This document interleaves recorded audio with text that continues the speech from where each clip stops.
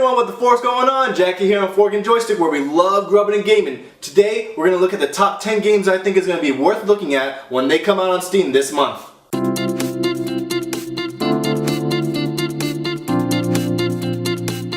I went through a list of 550 games to see which ones would be the most interesting ones to play. Now, I'm not being paid for any of these, I just thought it'd be cool to recommend. At the same time, I'm going to be going through chronological order, starting with the ones that are coming out the soonest, and then ending on the ones that are coming out at the end of the month. Couple caveats though. I'm not going to go through any mainstream games just because you can find those anywhere else, like, Assassin's Creed Origins. I'm not going to be reviewing any games that aren't English, except for one just because I thought it was pretty badass. And then also, you probably won't see that many recommendations on scary games, just because that's not my genre. I'm a little biatch, not gonna lie, I can't handle those games. I can barely handle the trailers. So with that, let's look at the first game. The first game is Resize. I'm a huge sucker when it comes to puzzles and strategy games. Resize comes out October 12th this month, and it's a game that really reminds me of Portal. It's a puzzle solving game where it requires you to use a gun that allows you to resize an item to make it either larger or smaller. That would come in handy. The goal is to complete specific tasks by escaping and defeating the training drones. The puzzles could be interesting, so I'm hoping to see what they do with it. Since I love Portal, I hope that this game lives up to my expectations. I'll be checking this game out when it releases. Currently, there's no set price on Steam for it.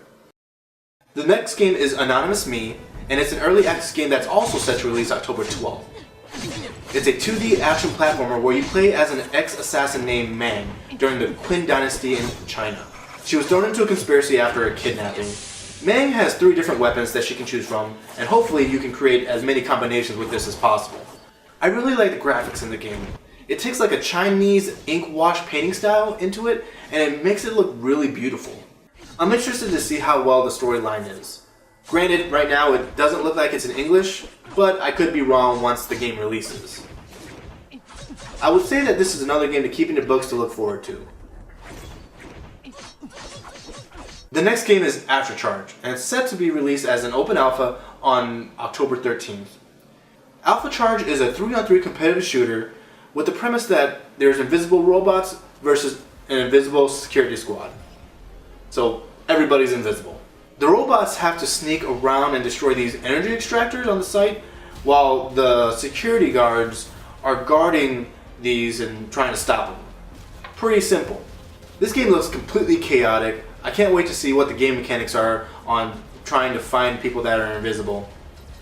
I can see this being really fun, especially as the extractors start whittling down more and more, and all that's left is just one extractor, and it's just basically capture the flag. Also, I hope they introduce customizable robots and security roles into this game to bring a little bit more depth into it. The actual game will be released in spring 2018, but I still think it's worth playing the open alpha when it comes out. The next game is In the Shadows, and it's another puzzle game that comes out October 13th. The game utilizes shadowy monsters that transforms when they come into contact with light. So there's a balance of timing, strategy, and creative thinking that is needed for solving the puzzles. It looks like the game starts off with an adult man at the psychologist's office and diving into the memories and emotions of his childhood. I think the developers did a great job with utilizing the graphics to make it feel like a child's memory/storybook. It looks like this game could be fun, especially with the mechanics of each shadow being different and what they're able to achieve. Now, this is one of the games I'm most excited to try out when it releases on October 18th. It's called A Mortician's Tale. A Mortician's Tale is a simulation game where you play as an employee running a funeral home in a narrative style story. Because when you did that test in elementary school and put your characteristics in it and your dreams, mine came out as a mortician. This game takes the thought of death and really transforms it into an appreciative way, I feel. It's a very bold game, and I definitely think that many people will shy away from it just because it's the thought of death. I mean, you even go to the funerals and learn the backstory of each person you had to service. This game could definitely be a make-or-break game based on the storyline and how you play it. I, for one, am extremely excited for this game. The next game is Ballistic Mini Golf, and it's another early access game that's set to release on October 24th. The name says it all. You hit your golf ball and it shoots off like a missile, and you hope that it lands somewhere without hitting a bullshit obstacle. It looks fun, extremely aggravating, but at the same time it's a game that you can pick up whenever you want.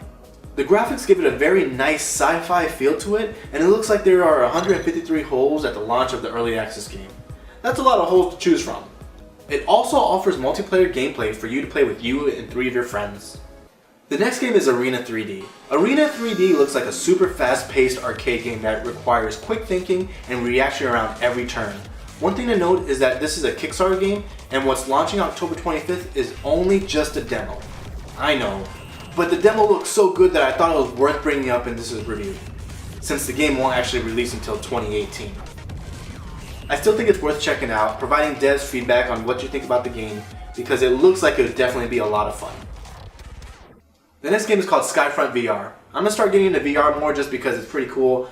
The last game I played was super hot, and it was totally awesome because it made me feel like a badass. So I hope this game makes me feel the same.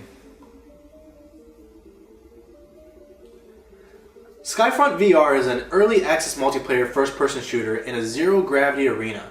There seems to be a storyline behind it, but the main goal is to beat the last team standing by killing all the other players, just like any other shooter game. It's a fast-paced game, so I hope the motion sickness doesn't cause an issue because I'm really looking forward for a fun multiplayer first-person shooter for the VR. This game is set to release October 27th. Ever wish you were a bartender? Well, wish no more. Now any kid can learn how to make a drink with a Bartender VR simulator. But all joking aside, I actually look forward to a simulator game like this. I have my bartending license, but no one really cares about a bartending license anyways. By the end of this simulation, I expect to be a total badass bartender doing tricks and stunts at the bar. It's actually like Drunk Cooking Mama if you actually think about it. There's currently no set date for this game except for that it's slated for October. The next game is called Pawarumi. Now it doesn't have a date set yet for it also, it's just slated for October, but it looks pretty cool. It's a fast-paced, super hectic shoot-'em-up game that requires fast reaction time and threading the needle to stay alive.